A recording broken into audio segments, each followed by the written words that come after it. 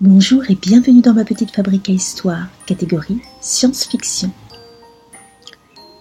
L'histoire que nous allons écouter aujourd'hui mettra en scène une ado qui a de super pouvoirs.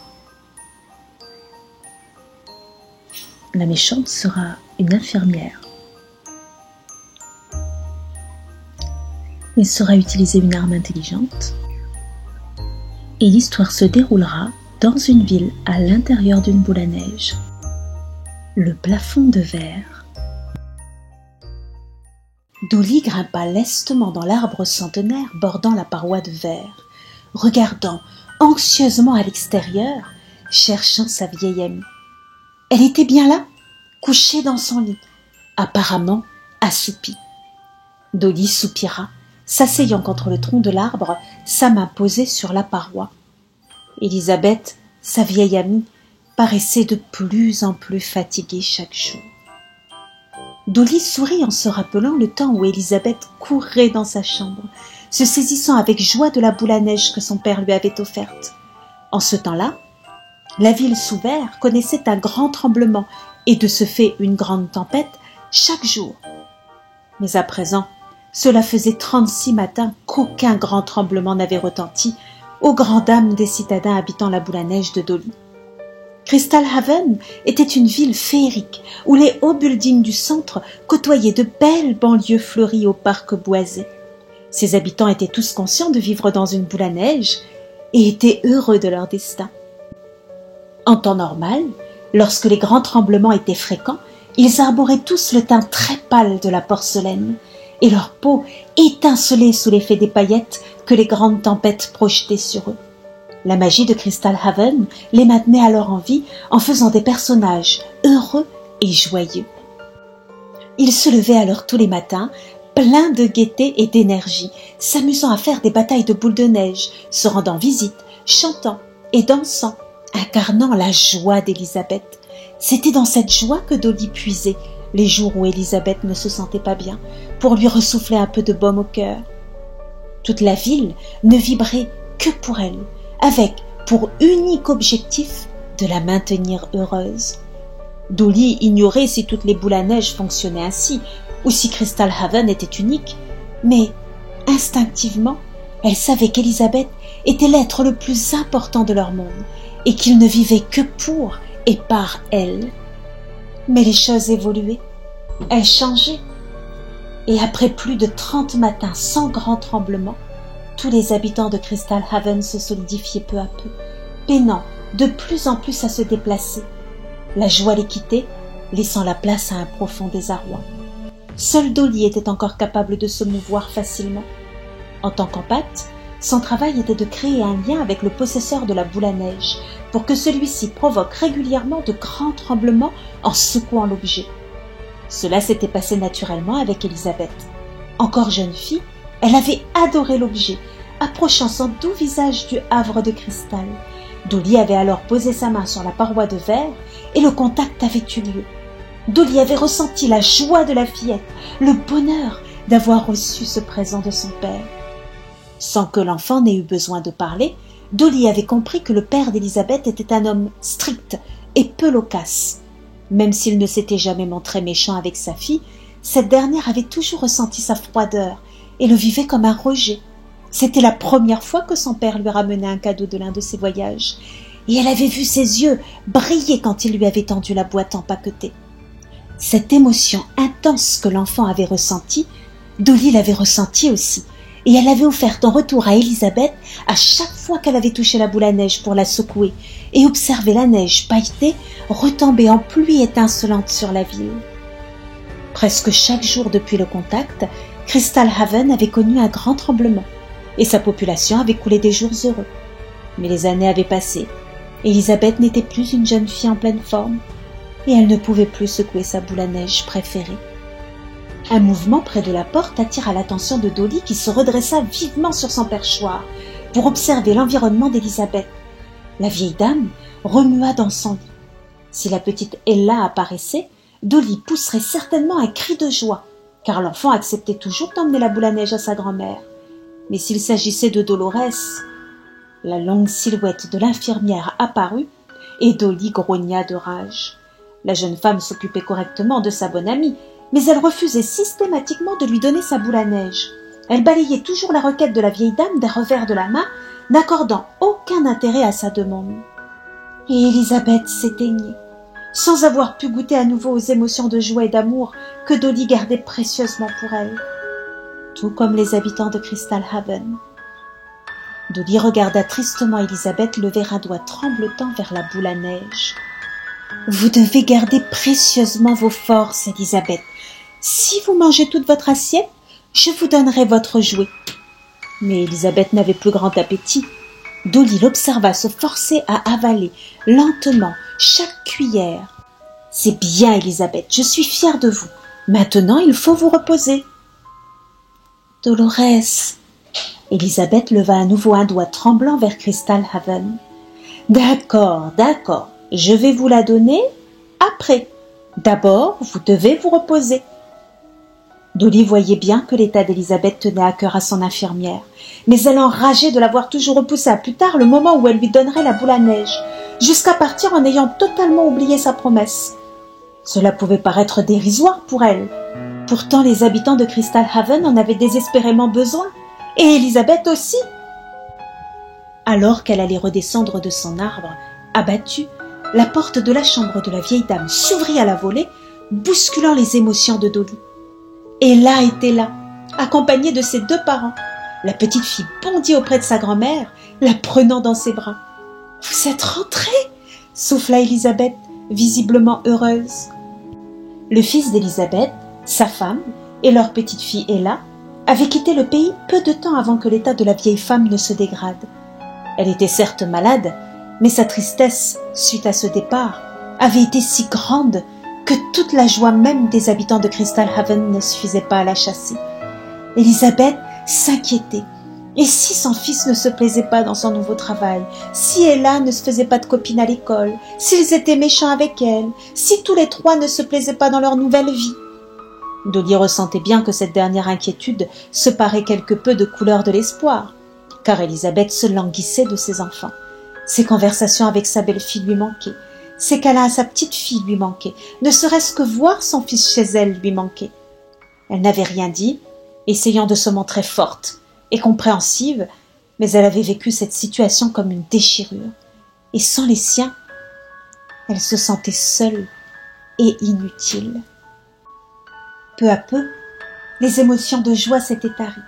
Toute joie, tout enthousiasme ne laissait plus place à présent qu'une profonde léthargie. Elisabeth semblait attendre, une attente interminable, jusqu'à ce qu'enfin de nouvelles émotions ne l'assaillent. Dolly n'avait pas eu de contact avec son amie depuis longtemps, mais elle sentait qu'Elisabeth ressentait une émotion particulièrement vive, un mélange de joie intense et de tristesse infinie, comme si cette longue attente avait mis un voile sur sa joie, l'empêchant de la ressentir pleinement. Elisabeth s'exprimait lentement et semblait à bout de souffle. Avant que ses enfants ne partent, la vieille femme demanda à sa petite fille de lui apporter la sphère de verre. Un vent de joie submergea Dolly alors qu'elle resserrait son étreinte contre le tronc de l'arbre, son autre main collée à la paroi transparente. Lorsque les doigts d'Elisabeth se saisirent de Crystal Haven, toute la ville fut secouée par un frisson d'excitation. Dolly observa le beau visage d'Elisabeth tout près de la paroi. Elle en profita pour le détailler, observant ses yeux bleus, ses rides profondes, son nez pointu, consciente que ce serait peut-être leur dernier face-à-face. Tout autour de Dolly se mit à bouger dans une vitesse folle. La jeune fille dut agripper le tronc de son arbre pour ne pas tomber.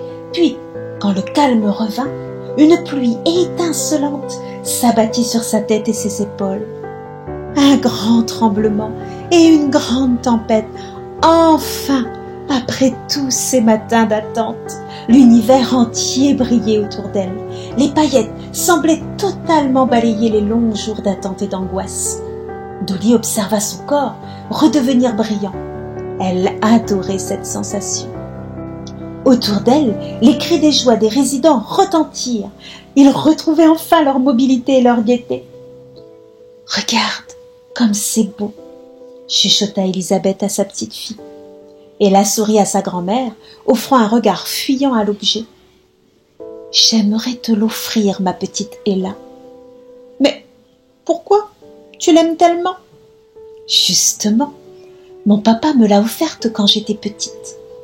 Et à chaque fois que j'observe cette boule à neige, je pense à lui. Je t'offre le plus beau souvenir que j'ai de mon papa.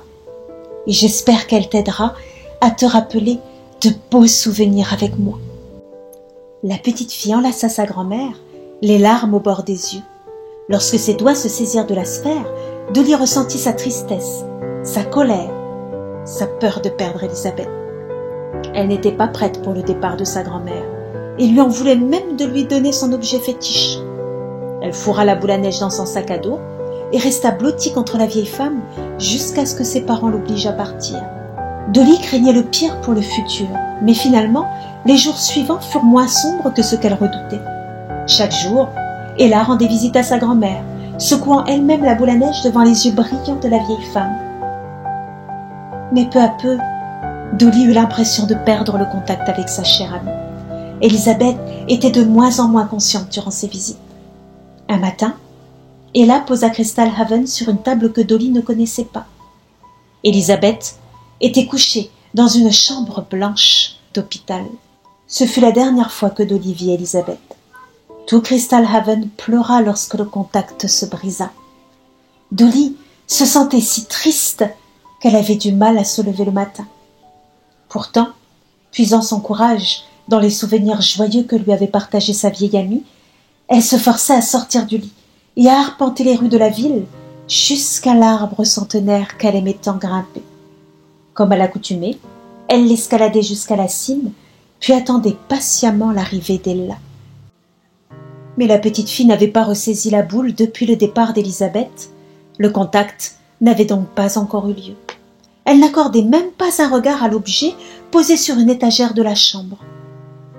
Les matins s'étiraient, et Dolly, à nouveau, désespérée. Bientôt, toute la ville fut complètement figée, à l'exception de Dolly. Elle avait pris l'habitude de regarder la petite fille évoluer dans sa chambre. Elle savait à quelle heure Ella se levait, la grimace qu'elle faisait quand elle se concentrait sur ses devoirs, le prénom de ses poupées préférées et l'air de sa musique favorite. La jeune fille de porcelaine s'inquiétait des cauchemars récurrents de la petite fille et de son manque d'appétit. Avec le temps, Dolly vit Ella devenir adolescente. Elle l'observa se mirer dans diverses tenues, se coiffer, lire tout sans saoul, utiliser son téléphone durant des heures. Elle crut mourir d'inquiétude à chaque fois qu'elle la fit le mur. Même si aucun contact n'avait eu lieu, Ella était le seul être vivant gravitant autour de Dolly, et la jeune fille en avait naturellement fait le centre de son monde. Cela dura des années, et puis un matin, elle la vit prendre ses affaires, des sacs entiers d'affaires qu'elle emmenait avec elle à la fac. La main d'Ella se suspendit au-dessus de Crystal Haven, mais elle ne la prit pas. Jamais Dolly n'avait connu tel désespoir. Elle se sentait abandonnée et tellement seule dans cette chambre vide où plus personne ne passait à l'exception d'un rapide ménage. Tout l'univers de Dolly était figé à présent. Elle s'imagina se solidifier elle aussi peu à peu et repensa aux étranges émotions qui habitaient Elisabeth durant ces derniers jours. Elle se sentait prête, elle aussi à présent, à couler dans le repos éternel. Mais il ne venait pas. Dolly se réveillait chaque matin. Elle ne comptait même plus les matins maintenant. Elle ne se traînait plus jusqu'à son arbre. Elle n'espérait même plus un contact improbable. Elle se contentait de se lever, de faire le tour de la ville, d'observer ses compatriotes et ne jeter presque plus de coups d'œil au dehors. Elle fut drôlement étonnée quand un grand tremblement survint. Elle avait même totalement perdu l'habitude. Elle s'agrippa comme elle put à un lampadaire près d'elle, alors qu'une pluie étincelante et régénérante tombait sur Crystal Haven. Il lui fallut tout de même quelques secondes pour sortir de sa torpeur. Puis elle se précipita jusqu'à la paroi de verre, ressentant une vague de joie euphorisante. Des émotions brutes, violentes, simples. Ce nouveau contact avait forcément lieu avec un très jeune enfant. Elle parvint à temps pour toucher la paroi. L'enfant tenait encore Crystal Haven dans sa menotte, prêt à encore secouer la boule à neige. Elle le sut aussitôt. Il s'appelait Eden, il avait 3 ans, et c'était le fils d'Ella. Elle se tenait tout près de lui d'ailleurs, souriant joyeusement en regardant son fils, ses doigts posés également sur la boule. La tristesse, la colère, l'amour. Dolly les ressentit à nouveau, réalisant avec émerveillement qu'un double contact pouvait avoir lieu. Elle colla bien à plat sa main contre la paroi de verre, goûtant au plaisir de sentir pleinement les émotions d'Ella et d'Eden, alors qu'ils secouaient de concert Crystal Heaven. Une joie sauvage émanait du petit garçon, si forte qu'elle transperça la ville et réveilla tous ses habitants. D'abord hébétés, tous échangèrent des regards silencieux avant que leur bonheur n'explose comme un feu d'artifice. Ils avaient de nouveaux amis à rendre heureux et rien ne pouvait plus les réjouir. Ne pouvant résister, Dolly envoya à la mère et son fils un premier souvenir, une après-midi radieuse où Ella et sa grand-mère jouaient aux cartes, toutes deux trichant allègrement pour faire gagner la petite fille. Dola sut qu'Ella avait bien reçu le souvenir. Elle l'observa, serrant son petit garçon contre elle, le regard ému. La jeune fille osa donc en envoyer un autre, et encore un autre, puis celui où sa grand-mère lui expliquait que cet objet lui rappelait son meilleur souvenir de son père et qu'elle espérait que la boule lui permette de se rappeler d'elle. Ella pleurait à présent. Resserrant son étreinte autour de la petite main d'Eden, elle secoua à nouveau la boule à neige. « Regarde comme c'est beau !» souffla-t-elle au petit garçon. « Tu l'aimes bien ? Tu veux la garder ?» Le petit garçon opina du chef. « Oui, on la ramène à la maison. » Eden avait le même regard qu'Elisabeth. Dolly soupira d'aise, posant son front contre la paroi de verre. Ella et Eden étaient à présent tous en univers. Merci pour votre écoute. J'espère que cette courte histoire vous aura plu. Si c'est le cas, n'hésitez pas à mettre un pouce bleu, à vous abonner et à activer la cloche des notifications pour ne pas manquer la prochaine histoire. À bientôt!